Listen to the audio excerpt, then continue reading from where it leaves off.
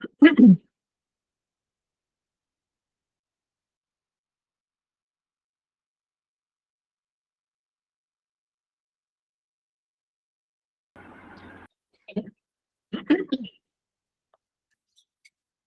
alaikum wa rahmatullahi wa barakatuh.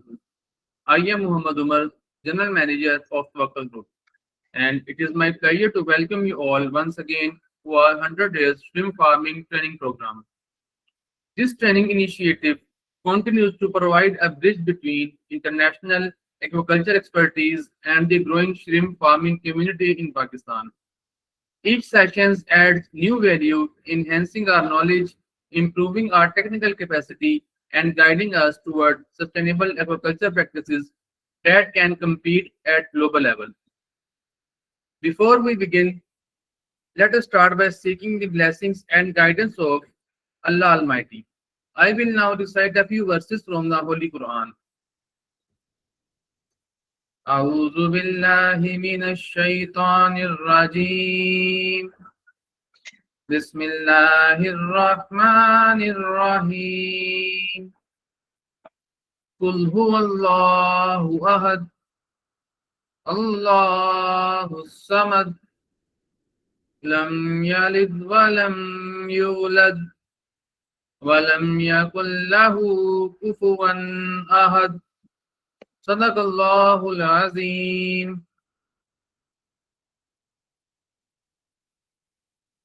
Today, we are going to discuss one of the most critical and technical aspects of shrimp farming, which is the requirements for successful shrimp farming operations, water and waste management. Water is the foundation of all aquaculture systems, and effective waste management is essential for maintaining the healthy and stability of the entire culture environment. Poor water quality or unmanaged waste can quickly lead to disease outbreaks, reduced growth, and heavy losses. Therefore, understanding how to monitor, treat, and recycle water along with controlling organic waste and pond residue is vital for long-term shrimp farm success. To guide us through this important topic, we are truly honored to have with us one of the most distinguished international experts in aquaculture, Mr. WInn. Mr. WInn is the Managing Director of Aquaculture Global Environs and a Senior Consultant in Aquaculture Biosecurity and Quality Assurance. He brings with him over 35 years of professional experience in aquaculture management, hatchery operations, and sustainable farming system across Asia and the Middle East. Mr. Millet has had leadership roles such as Vice President of Aquaculture at CP Prima Tbk, Indonesia, where he led one of the largest integrated aquaculture operations in the world. He has developed several groundbreaking systems, including the water waste, reclamation, and reuse system for intensive shrimp farming, the Shrimp Tilapia Polyculture Program, and the Shrimp Biosecurity Protocol under the World Bank Sustainable Coastal and Marine Fisheries Project in Bangladesh. He has also worked with FAO as a technical contributor and co-author of FAO Technical Paper number 446, Improving Penis Modern Hatchery Practices. His work continues to guide global aquaculture development, promoting sustainable and biosecure shrimp production systems.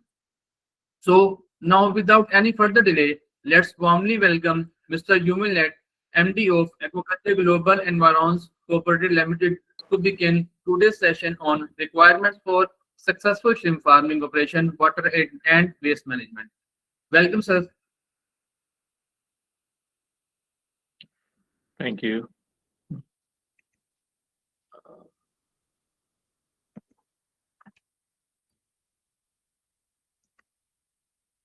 Okay, sir.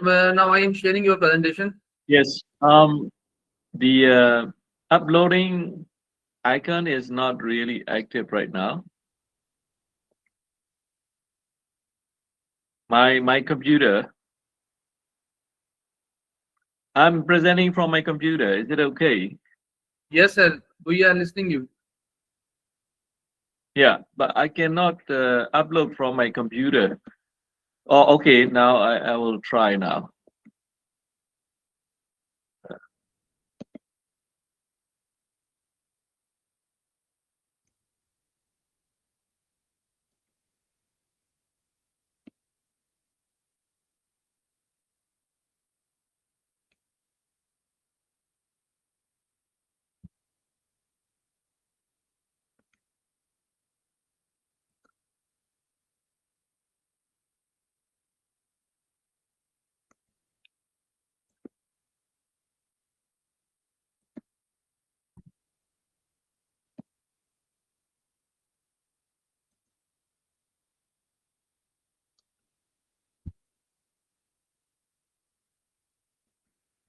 It is not going to the presentation mode. Sir, click on reading mode. Sorry. Click on reading mode, which is beside the slideshow button. Yeah, it's on the presentation mode, but it doesn't go there. I don't know why.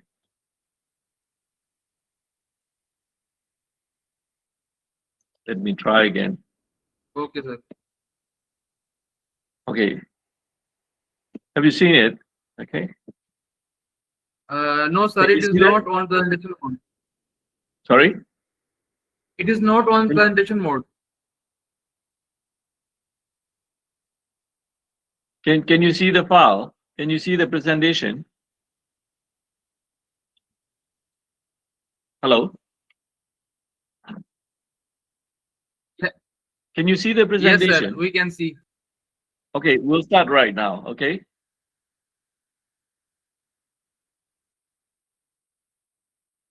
Good evening, everyone. Today I'm going to talk about the requirements for the successful shrimp farming operation. Especially, I'll focus on the water and the waste management. Um, so I'd like to mention a little bit about this presentation. This is neither a full lecture nor a complete training material because we have a limited time and there are a lot to cover under the water and waste management section, right? So this is just trying to deliver what is most needed for most of the aquaculture, especially the shrimp farmers and those who want to invest in the shrimp farming.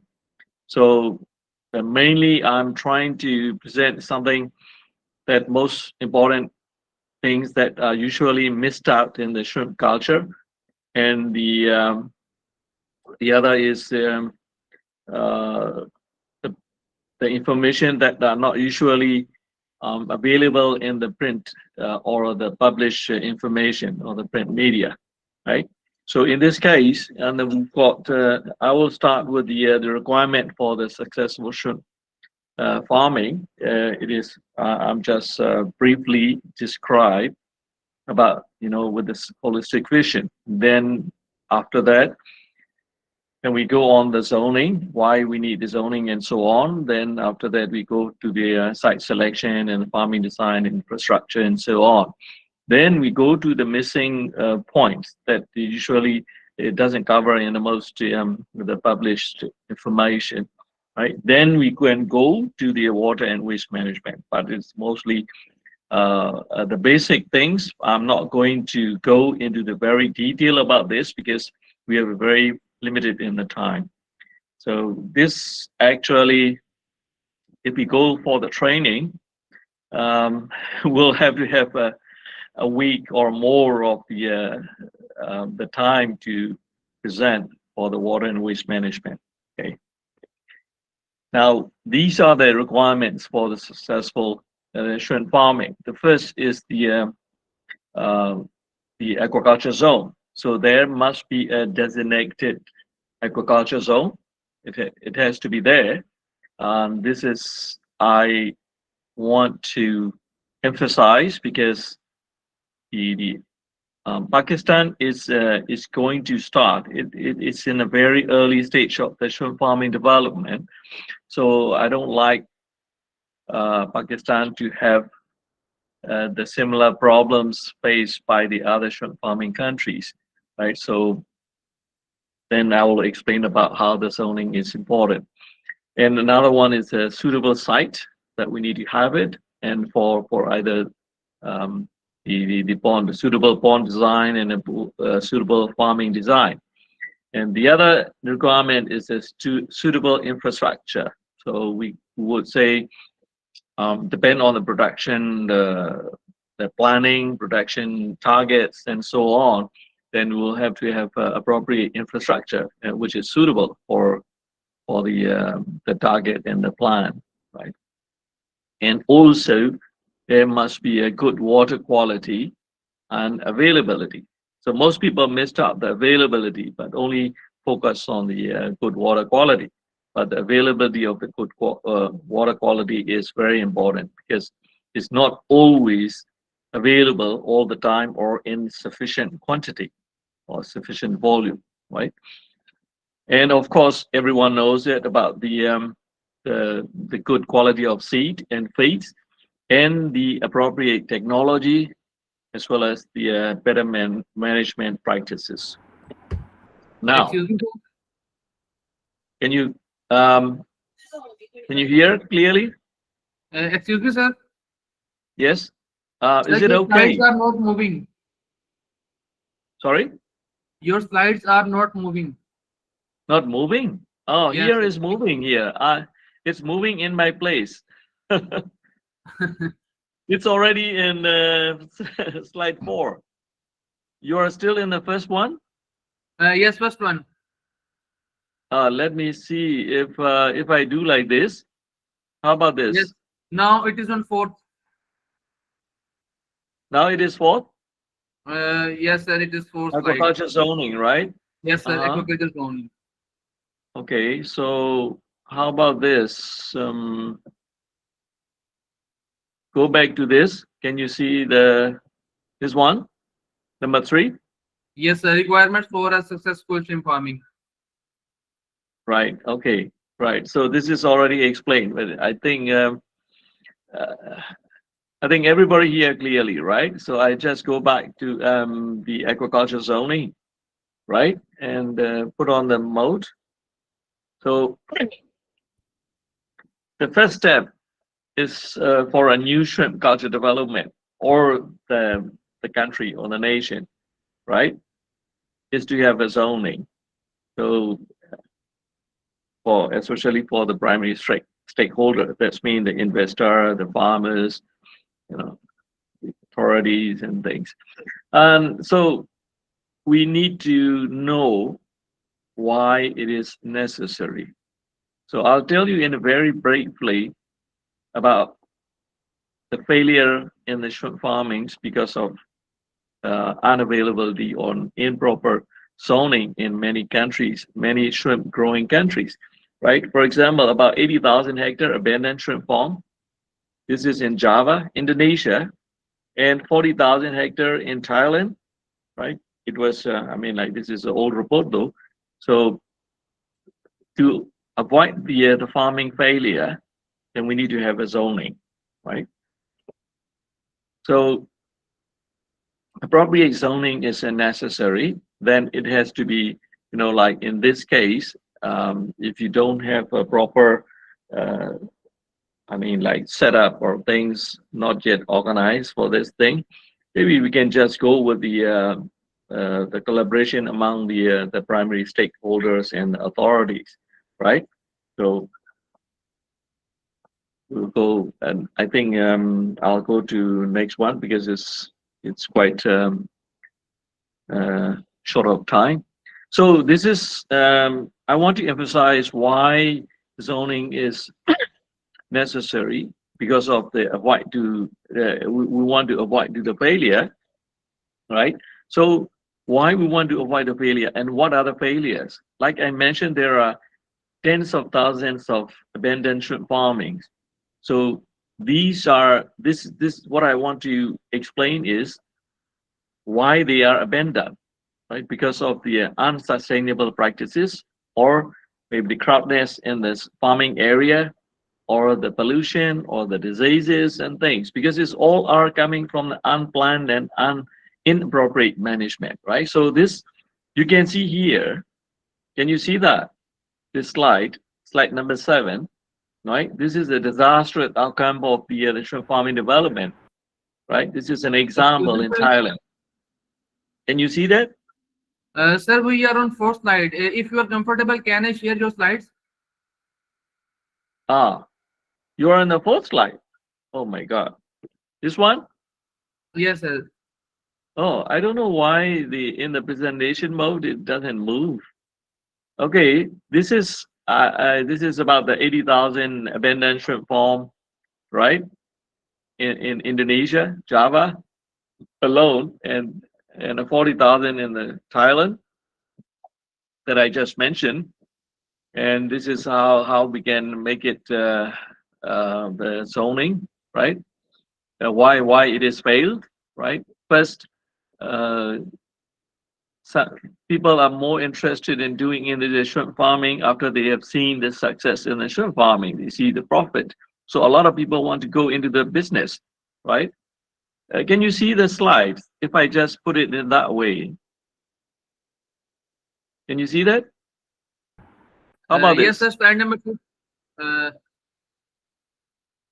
This is number 4, right? no, sir. It is number 6. Is it? Yeah, this is number 6, right? So this is not the presentation mode. So I don't know you can see it properly or not.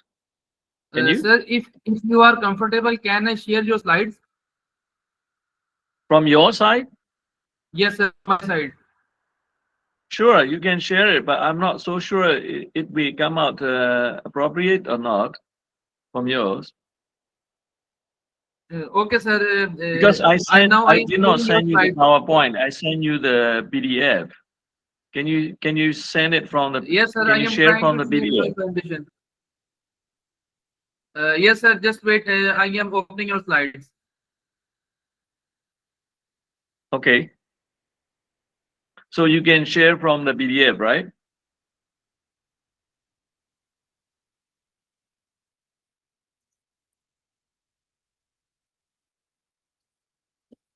Okay, sir. Okay. Yeah. Okay. Right. Now this is from you, right? Yes, sir. It is from now from my side. Okay. Good. Right. So everybody can see that one, right? In a large enough, right? Is it big enough? Yes, sir. Now it is on the complete screen. Okay. Right. So this is it. So I want to show you that how it is progressing in the shrimp farming, right? Especially, wait, you look at it here from 2015, there are um, like 29,000 or 30,000 shrimp farming, right? Here. Then at the same time, the number of ongoing pond and the total farming area is almost the same, right? So the abandon is very, very little, about 87 ponds. But in 2009, because this is already crowded, right? 2015 is already crowded. So in the very beginning, it is still there, almost the same. But in the 2009, the more abandoned farmings are coming, right? I think there is some problem with the uh, what we call that the years. It's in reverse, and it's 2002, right? So there are more disaster, the abandoned farming, right? So and next, please.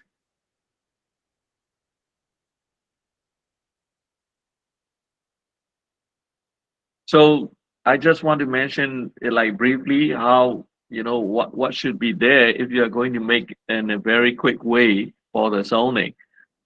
We need to have like sharing of the water source among the users. User mean not only aquaculture, because in a same watershed, the same water resources, you are sharing. There could be agriculture or uh, settlement in a civic area, or aquaculture farmer, or fish farmer, shrimp farmer, industry, and things like this. So there could be a proper sharing, right?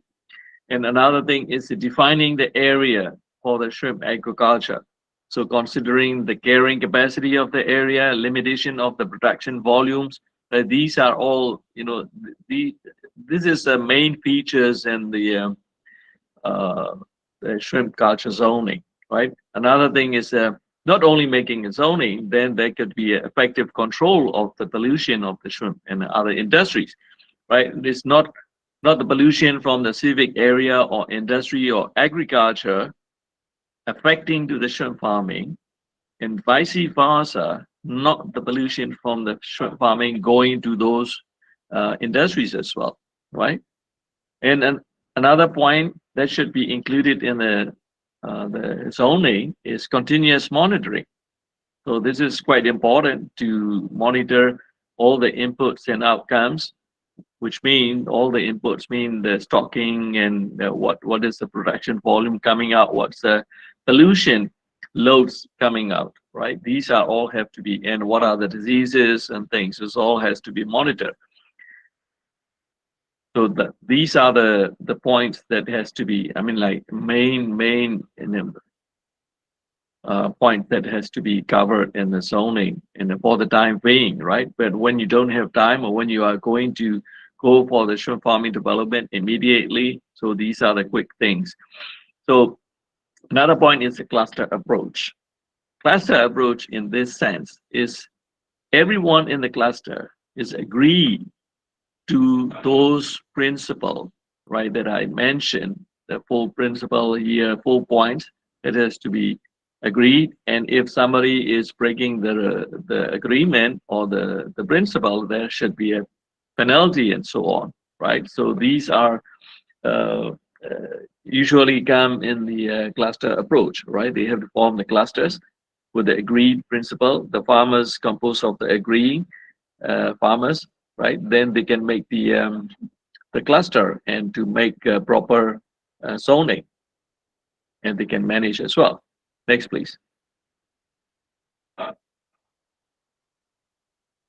So this is after the zoning, then there should be a suitable site and a suitable bond or farming design, right? So here, so there are a lot of tools and the technology for the site selection and things. So this is one of the things that they show that the suitability, you know, which one is the most suitable part in a one the location or the area, right? So as I just mentioned before, there's availability of the good water in the water in quality and the quantity, and away or the free from the hazardous pollution, and suitable topography and flexibility in, you know, like feasible. It should be the feasible site. Feasible means in there could be a good accessibility and a good logistics and a good power supply and a good transport and so on. And another point is the security. So the security of the farming site, and in terms of different type of security like biological threats or the social threats, political threats, or something like that, right? So it's all kind of security should be there, and also away from the ecologically sensitive area, right? The site that you're going to make a shrimp farming development should be away from those sensitive areas, right? Otherwise, there will be a conflict and also will have a negative impact on those sites. For example, like corals and things. And appropriate design. So that I just mentioned about this year. The design is based on the production plan and also depend on the environment where the farm is located, and also it has to be cost effective. It has to be flexible. To design has a certain level of flexibility, right? To modify it uh, in the uh, if there is a production plan, it changes, right? And also it has to be sustainable, the farming design, right? Next, please. So up to this, I think we should have a question and answer Q&A session. Um, I want to know first, is it easy to understand, or it is um, too fast? No, sir, it is okay. Okay, right. Okay, right. Next, please. Maybe this is too early. After sometimes, then we can take a break for something, about 20 minutes or something. So now we go to the unlisted one, right? So what do we need for the successful shrimp farming, right? This mostly is not available in the most published papers. Next, please.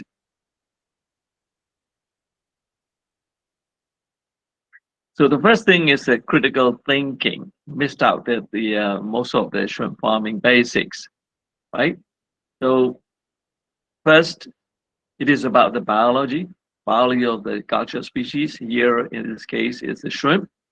We have a poor understanding of the shrimp biology, its physiology, and so on, especially like its immune system and so on. And the inputs, we don't usually understand about our inputs, like all not only the seed feeds and like the other inputs, the liming and probiotics and chemicals and things like that.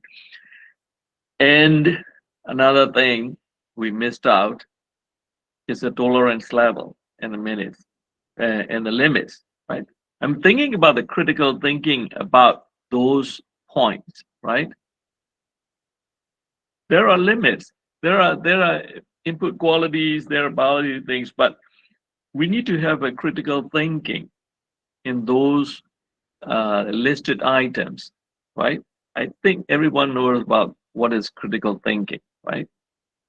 It's a holistic and unbiased thinking, but a lot of people missed out or do not apply the critical thinking into those, right? Like I mentioned in the biology, I just separated immunology, right? So the shrimp immunology, nobody is having a proper critical thinking of that. How does it work? When it is not working?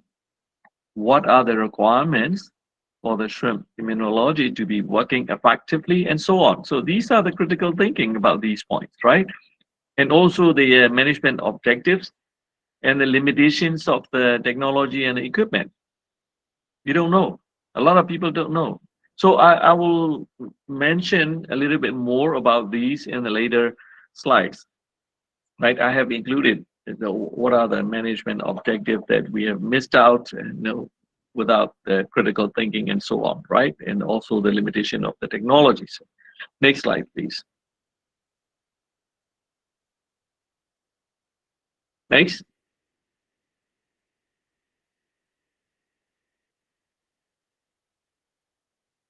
Okay. Now it's about the biology of the shrimp. We have to know. You have to know your shrimp. Is it a non-SPF or SPF?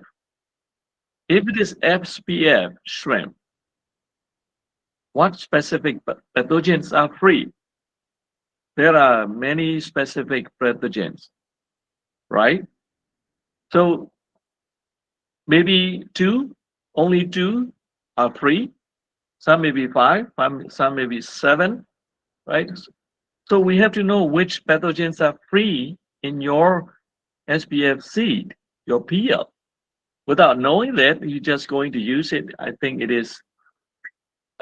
could be nonsense, right? And SPR, specific pathogen resistant. Resistant to what? Resistant to IMNV or white spot or EMS or whatever.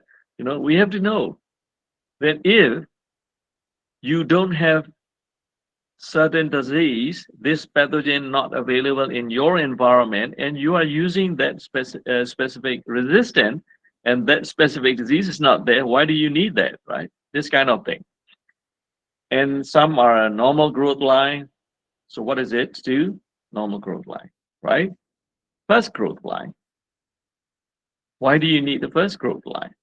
Some are hardy line, some are jumbo fast, right? Jumbo shrimp is like jumbo fast, right? They can go very big and things like that. So these are the things that we need to know about your shrimp.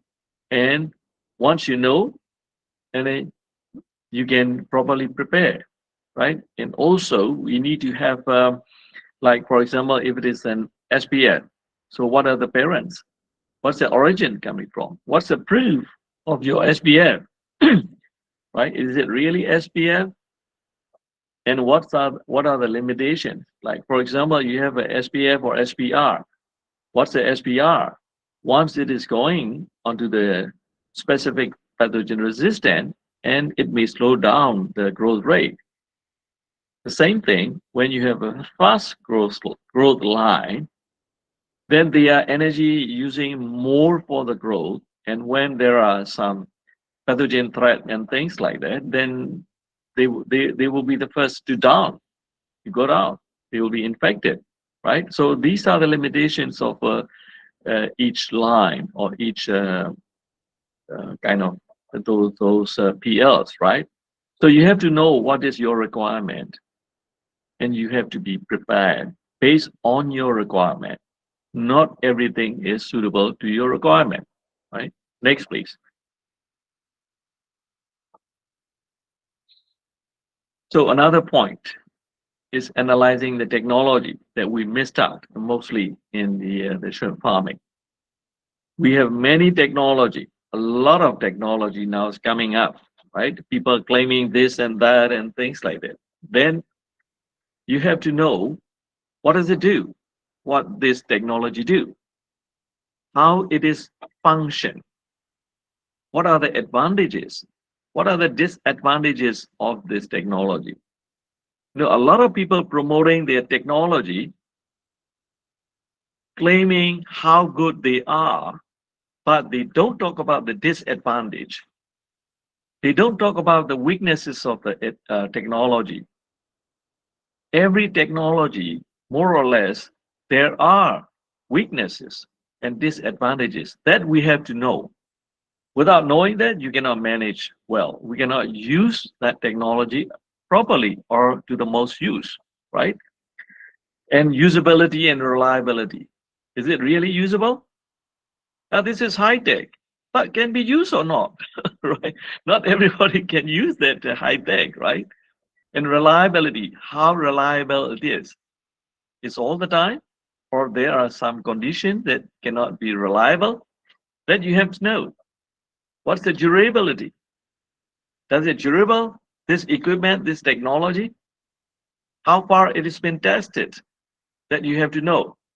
And efficiency. Does it efficient?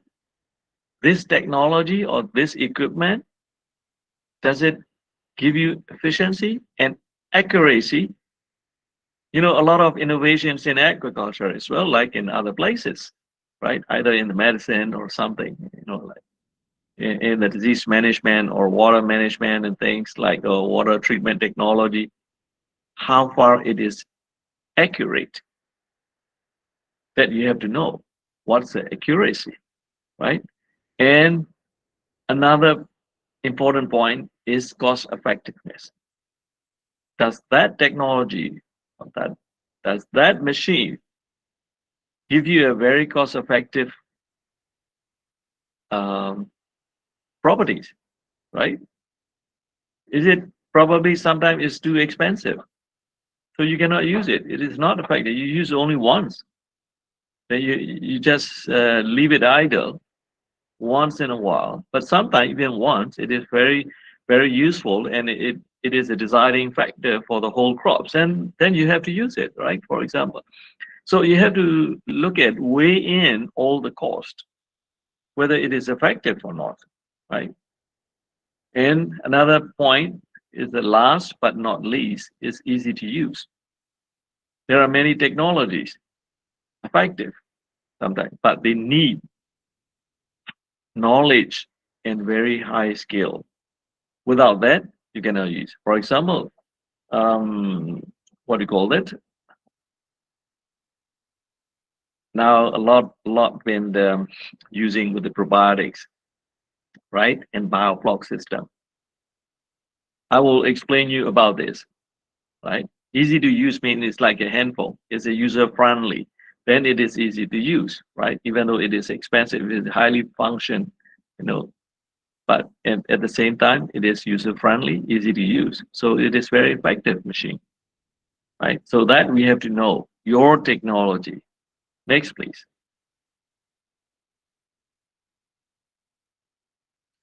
So another point is about the missing activities in the grow out operation. So this is mainly focused on the grow out operation because uh, as far as I know, Pakistan do not have the hatchery yet. Hatchery means you have a brood stock hatching eggs and spawning eggs, and then from eggs hatching to the Nobliers and then coming to PL and raise up to, PL 15 or 18 or whatever. This is hatchery. If you are using hatched animal, you are bringing the Nobliers or something. This is not hatchery. This is still larval rearing, right? So as far as I know, maybe my knowledge is not up to date yet, but there is no yet hatchery established yet in the commercial scale. So I'm mainly focused on the grow out.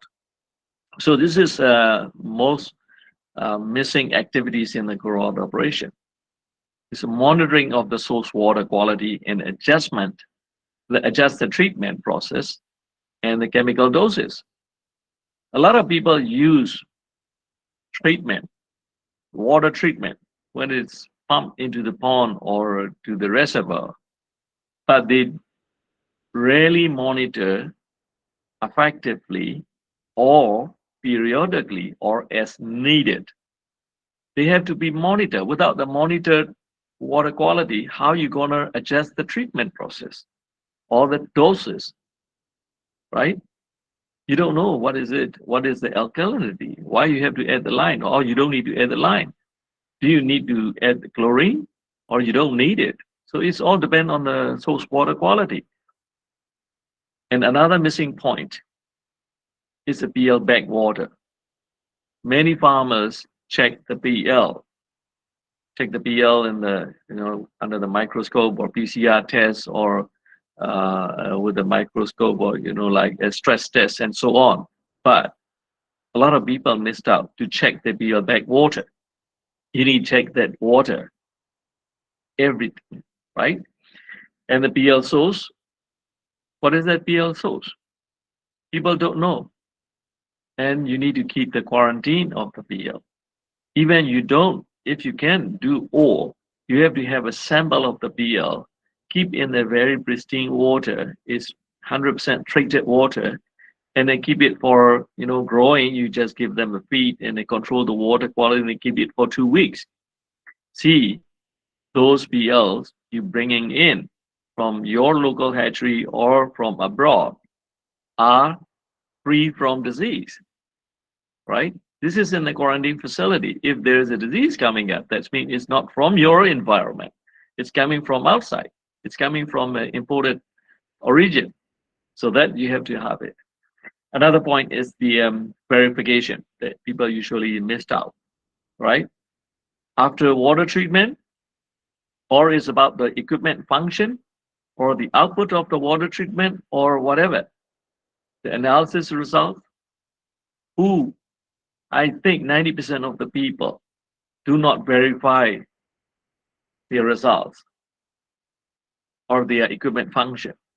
That is missing out, right? I cannot go very detailed on each point because time is very limited. And the QC of the inputs, right? It's quality control. So what are the real quality? What's the feeds quality? What's the seed quality? Do you know everything about like the 9 items listed in the seed quality? Do you know everything? How about the feeds? 12 items listed in the feeds. Do you know that? What about the liming material? What's the neutralizing efficiency? What's the solubility and things like that? For example. And also another point is the SPW. SPW is a shrimp pond waste.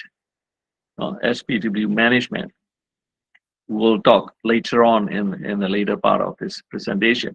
So this SPW has to be mapped out where they are. You have to know, you have to map out first, and then you have to remove. So a lot of people are missing out this one, but removing SPW is been starting since in the late 90s, but it's much more efficient in after 2000, right? So anyway, and another missing point is auditing and the quality assurance program. So nobody audit their own farm. I'm not talking about the financial audit. This is one thing that you usually do, but the technical audit is not usually do. And quality assurance is, I think, 99% missing this quality assurance program in either hatchery or the shrimp farming. Only very highly controlled companies operation, they have a quality assurance program, right?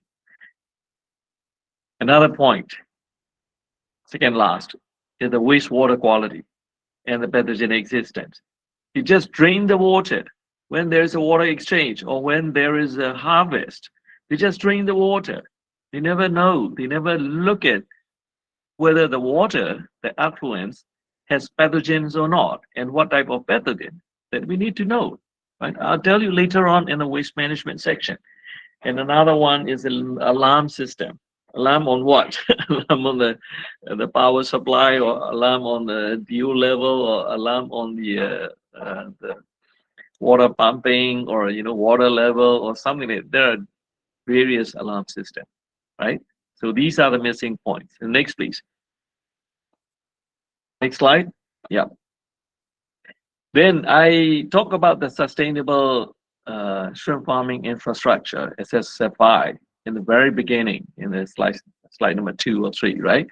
So what do we have? What is a sustainable shrimp farming infrastructure, right? The meaning of this SSFI is you need to have these infrastructure if you want to have sustainability in your shrimp farming, right? So you have, usually people have incoming water treatment and the storage facility, right? But treatment is missing, maybe proper treatment. You must have this water treatment in the treated water storage facility. Another thing is the culture pond design that support the waste treatment, right? And the waste management and the biosecurity during the culture. So this is talking about the pond design, right? So that has to be in the sustainable farming infrastructure. And another point is the supply lines for the treated water and the wastewater line, the effluent canals. Another point is the wastewater and the solid waste management facility. What do you have, right? You must have these things. And the waste disposable area. So a lot of farmings, some countries are a lot now, like for example, Thailand has started to include the waste disposal area, like 10% or something, right? When they start the farming or something like that. So this has to be there because you will remove a lot of waste every crop from the pond.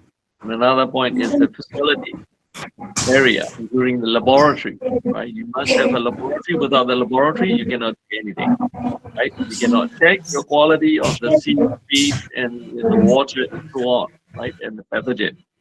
So without the treatment pond, the risk on the shrimp disease, growth, and the survival rate is higher.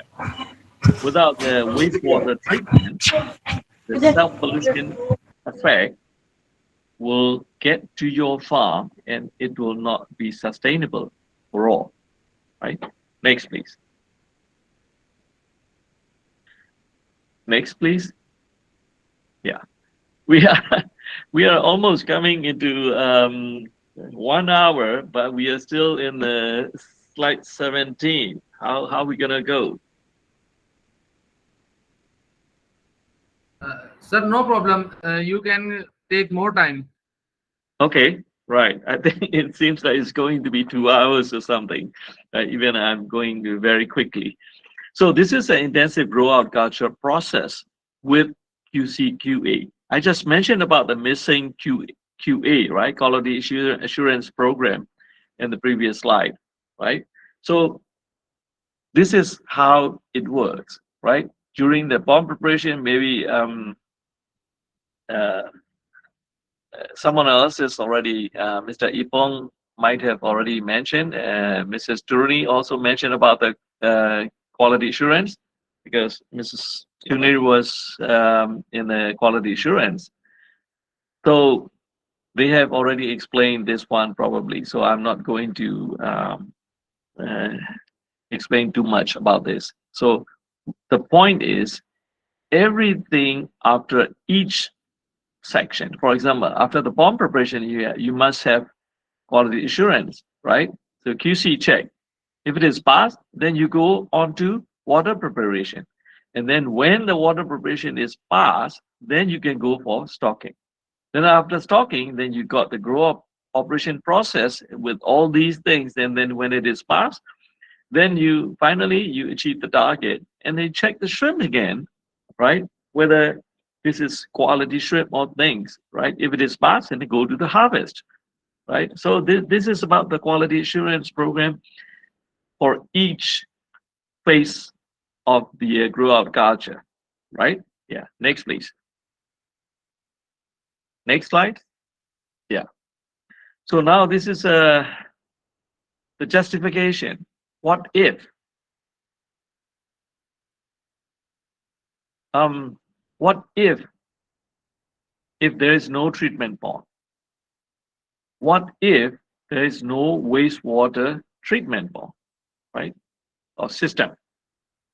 So, like if you don't have a treatment pond for the incoming water, and the water with the low DO, for example, when you are getting um, underground water, something like that, usually underground water has lower DO and the surface water, right?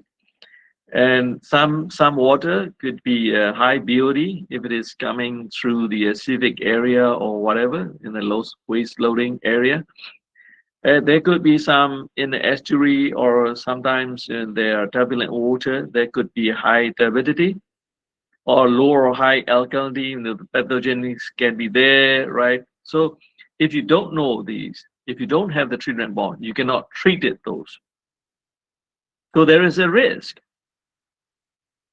without treatment of the water. What kind of risk? You'll have a slow growth, at least in the very minimum risk. It's a slow growth or could be lower SR because water quality is poor. So you don't have a higher survival rate. And it could be the higher FCR as well. And it go to the abnormality in the shrimps and the poor quality farm produce will be poor, right? Not a good shrimp. And the worst thing, the worst thing is the disease, and you will fail the crop. So this is the outcome if you don't have treatment. Now, go to the wastewater treatment. What if you don't have? What does it do? So your wastewater or your pond water has a high waste loading, right? Especially in the intensive culture. So this, when it is discharged, is give an impact on the receiving water bodies. You have at least higher nutrient load. You have at least more microbial loading, right?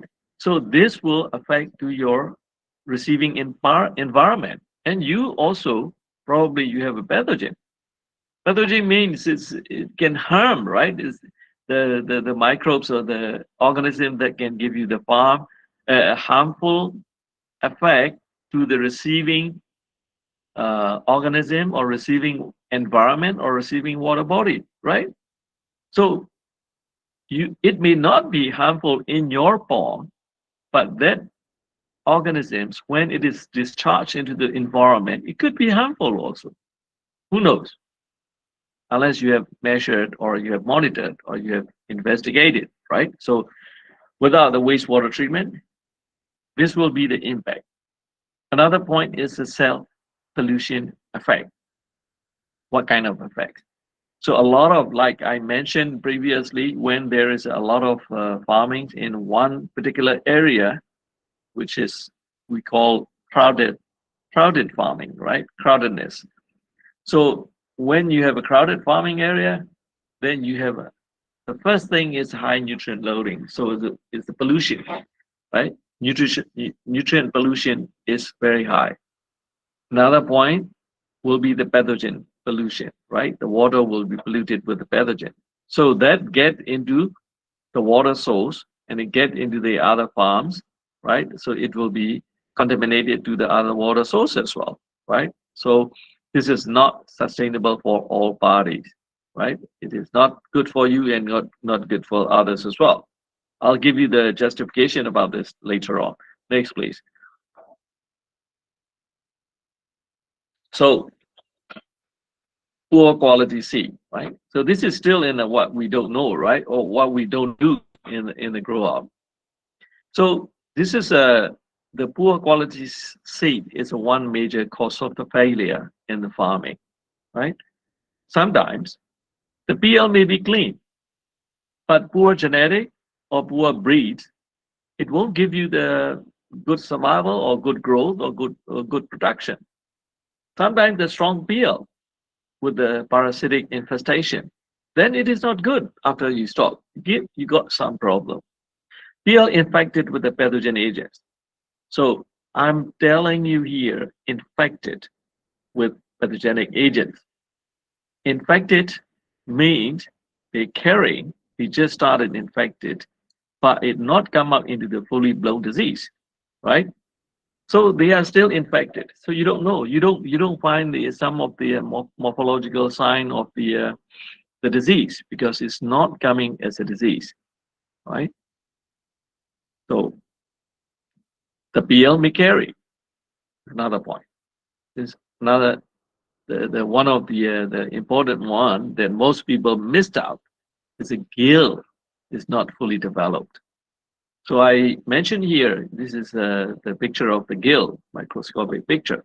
So usually the PL12, PL10 to PL12 has a, like, say in the tank, there will be a millions of PL, right? In the small tank, maybe like 800,000 for a 10-ton tank, and maybe 20-ton tank, 30-ton tank, maybe like a 2-3 million PL. So so there are many shrimp coming from the different mothers, so the development is different. So for example, how many percent of the shrimp population is getting the third branching? So this is the main, right? Primary branching. This is secondary. This is the third, that is branching of gill. So most of the shrimp, more than 75 or 80, when they reach like PL 10 or 12 here. So the gill, why we are talking about gill is important. Like we have a lung in human. Without a good lung, we cannot breathe properly, we cannot run properly, we cannot do exercise or work hard, things like that, because lung is the life, give us oxygen. So the same here in the shrimp, the gill give them oxygen, right, after respirating through the gill. So this is depend on the PL stages, but later on, like last time we need the PL 10 or PL 12. Then they got the third branching is like 75% of the population is developed, right? But later on, recently we found that this is one information, right? The Hardy line from the SIS, the PL8 start having the third branching, so which is quite fast. I don't know the reason though. So, so when you have that branching, the respiration is much more efficient for the PL. So that gives them for the proper adaptation to the new environment, and that give you more capacity when there is a stress or something, right? So when they face the environmental threat or something, then the gill becomes very critical, right? That's why we need to have a fully developed gill when you are stocking the PL into the pond, because you have a different environment coming, right? Even the water is good, but the water quality will be different, maybe different pH, different DO, different temperature. They need to adapt. So the gill is very important in this adaptation, right? So now go back to this PL quality. How are you going to ensure that you got the gill, you got the good quality PL? You go to the certified source. You need to have a guarantee seed, right? you need to check upon arrival. You have to check the broodstock. You have to check the BBL. BBL is a broodstock PL, right? It's a parental broodstock, parental PL, right? BBL or BBL, whatever, and or the BL. You have to check upon arrival. Check everything: the BL, water, the PCR, microbiology, stress test, and so on, right? And you need to quarantine upon arrival. So all these things. So these days we are doing the quarantine to, especially when the BLs are coming from abroad. You need to quarantine, right? Without the quarantine, you finish. Maybe if you are lucky, you'll just be okay, but not every time. Right? This is a very high risk factor. BL is the first thing and the most important. Once the BLs are bad, you're gone. All you invested, at least your investment capital interest for this first month is gone. And your treatment cost, everything, manpower cost, all in the first month is gone because you drain it, even though you are going to stock again, right? Without the disease. I mean, like if it is the poor quality. So you need to do these things. Sometimes, in the absence of, in the presence of the more threatening disease agents, you need to keep the nursery to make it a little bit bigger, to make it more stronger, not bigger, but to be more stronger, so that they can survive well in your fauna environment, right? So you should stock BL15 and above to get a stronger BL, to be able to survive in the different fauna environment, to be able to adapt much more effectively, right? So when there was EMS in Thailand, you might heard about the CBF, right? So their customers, all the operations, the customers, farms, and like and its own farming, they have a standard protocol, and they have a standard that the PL stocking must be 15 or 18 to have a proper skill development and proper adaptation to the new environment, or in at least in the first month of the changes, they will be well tolerated with the proper developed skill, right? That's become what do you call it, standard. You don't know you will have new disease or not. For example, I give you the very um, nearest example, Iran. Iran has a very high salinity, high temperature of the stocking. Salinity goes up from 30 to 45 in a 1 month time, and so on. Because very dry, right? And everybody thinks that when the Southeast Asian suffering from the white spot, they think that, oh, white spot cannot survive in the high salinity. It's wrong. They were hit very hard by the white spot. And then again, when there's an EMS coming, they think that they don't have it. Then it struck them a couple of years ago, no, not a couple of years, maybe more than 3 years ago. They were hit. Well, very likely it is coming from the imported PL or imported broodstock. We don't know, but there are still arguments, right? So I don't want to say in very detail about this, but what I'm saying is everything is possible. Every threat is possible. You don't want to get those things. You will fail if you don't do that, right? Next, please. Next slide. Okay. So checking feeds. I don't want to talk so much. A lot of people might be talking about the feeds, right? So I just want to say some easy things, right? You check what you can do, because you cannot do a lot of things about the feeds because you need a proper lab to investigate what your feed is, right? But what you can do on farm is you can check the water stability and attractiveness of the feeds, of the dust percentage, things like that, right?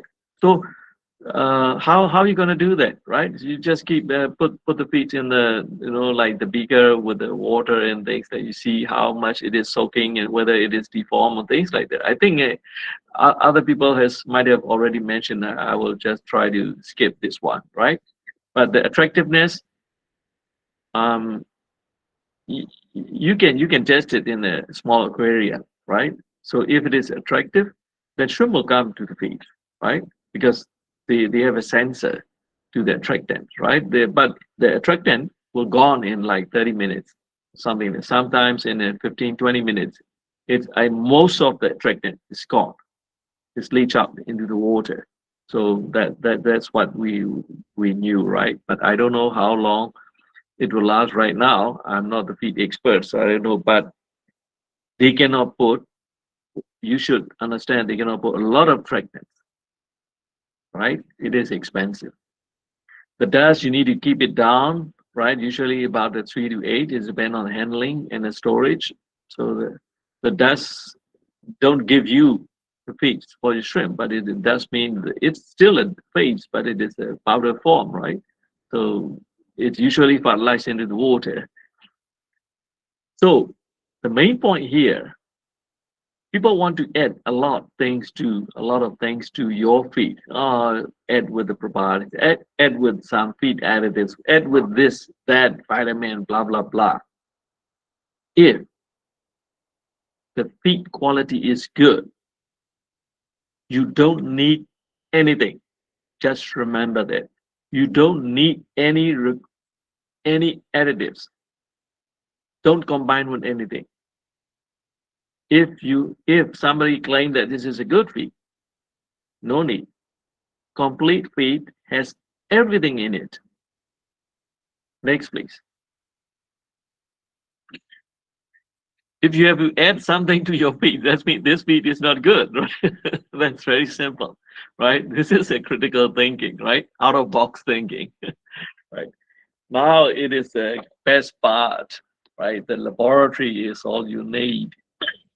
So what you can do with the laboratory, you can check, you can monitor things a lot, the shrimp, your water, incoming water, pond water, effluent, everything, right?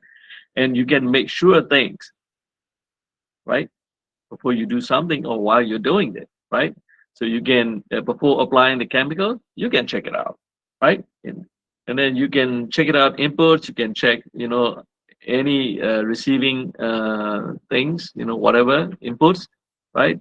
And also how you're going to maintain, then you need to know what's the quality right now, right? Then you need to know. Without knowing, you cannot maintain, right? Where you are, you don't know. So you need lab to monitor this. And you can check the quality of the BL, you can check the shrimp quality, after the BL, you get the young adult and so on, right? And you can check about the effluent quality, everything. So, and also the incoming water quality. Without knowing this, you cannot do anything. This is meaningless, right? Next, please. Next, yeah. So monitoring, what do you monitor?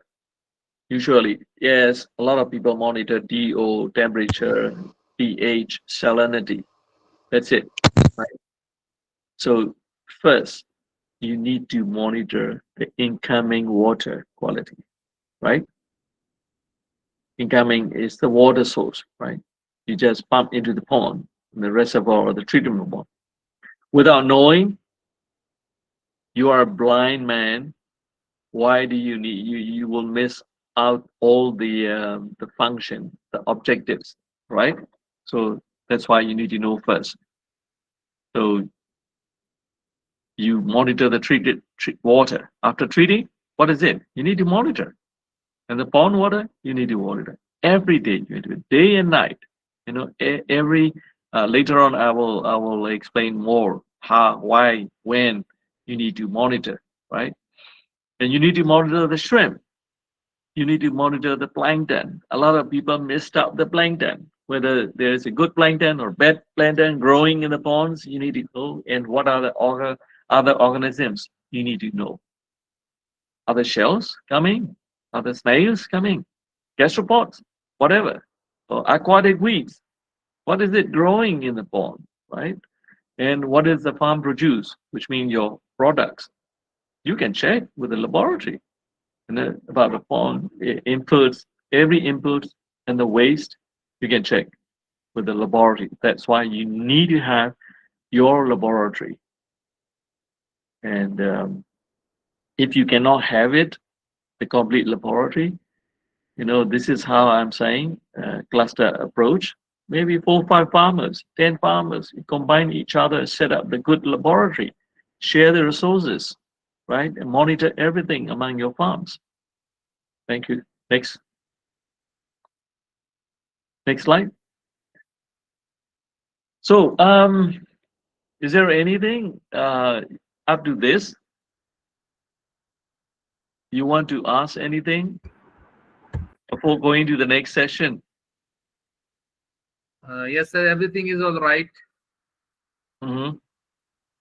So, anything they want to clarify before we go to the next session? Yes, sir. Sure.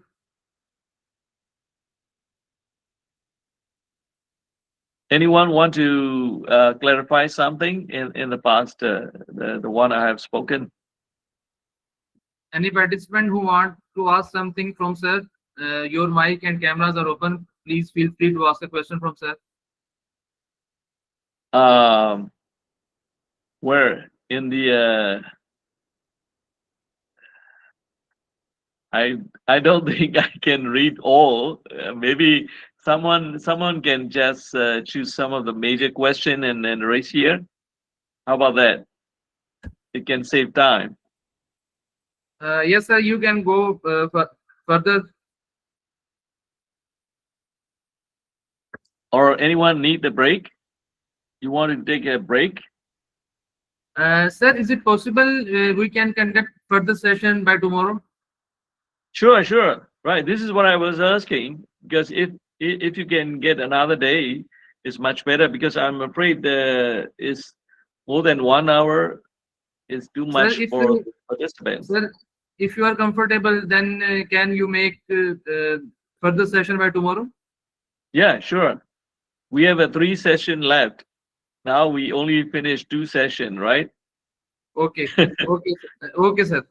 All Yeah. right. So we will continue this session by tomorrow at same Yeah. time, 5 to 6 p.m. according to Pakistan time. Okay. 5 p.m. Can you earlier is also okay if you want to start or up to you. 5 is okay. Sir, our program is basically based on 1 hour session. It can be Uh-huh. 4 to 5, 5 to 6. It can be around 1 hour. Uh-huh. Okay. Right. Okay then. So we can stop for a while, right? Today we just stop, right? Okay, sir. Okay. You want to stop today, right? Yes, sir. Yes, sir. It Okay. will be convenient for all the participants that they will take this session by tomorrow. It will be convenient Okay. for all the participants. Right. Yeah, that's good. Okay. Then in the meantime, can you give me some of like inputs or some unclear things send it out tonight, right? So that I can have some. I mean, like I can think about that and answer tomorrow, right? Some of the question if they have any, right? Okay, sir.